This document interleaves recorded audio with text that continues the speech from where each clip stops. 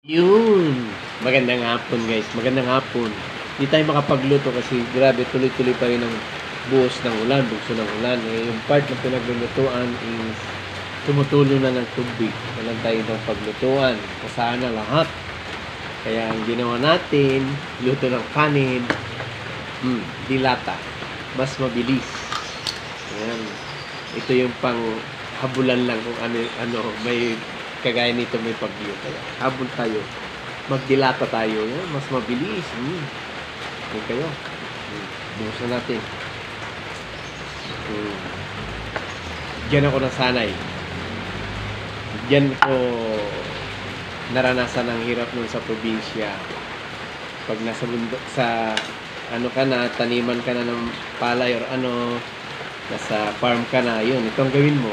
Dilatang kanin para mabilis. Tapos magkamay. Kamay tayo, kain para mabilis. Masarap kumain. Masarap kumain pag nagkakamay ka. Ito yung mga natutunan ko ng bata. Ng mga ano ko. Binatilyo ako. Diba?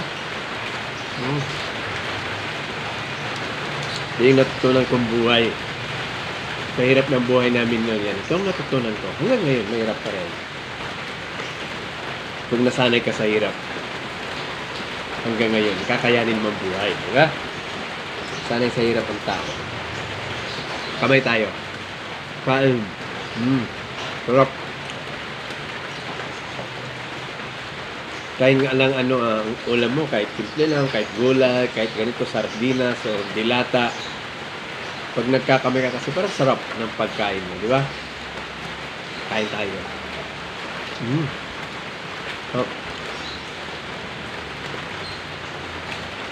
Ulam ako ng century tuna. Ayan. Hindi tayo makaluto eh. Sana tayo.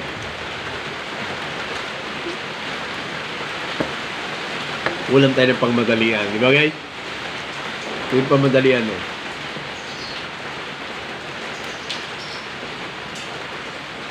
Madali ang pagkain at pangmadali ang nagagawin. Yan.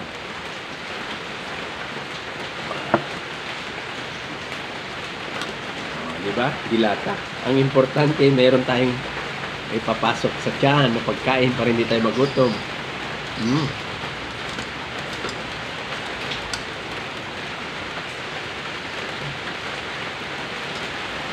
Lahat ito naranasan ko ng buhay. Buhay namin sa probinsya. Lahat yan, naranasan ko. Lahat ng hirap. Kaya kahit gaanong hirap ngayon, na madadanasan ko, kakayanin. Dahil naranasan ko na yan nung kabataan. Nung bata pa kami. Naranas ko ng hirap ng buhay. Kain tayo.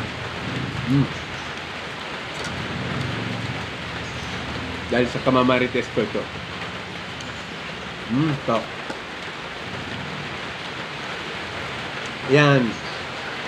Sa mag-ingat pa rin tayo ha. Kasi grabe ang bagyo ngayon. Mag-ingat sa lahat. Thank you so much sa ating lahat at mag-ingat kayo. Stay safe. Paglalabas kung hindi importante ang lakad. Bye-bye. Bye guys.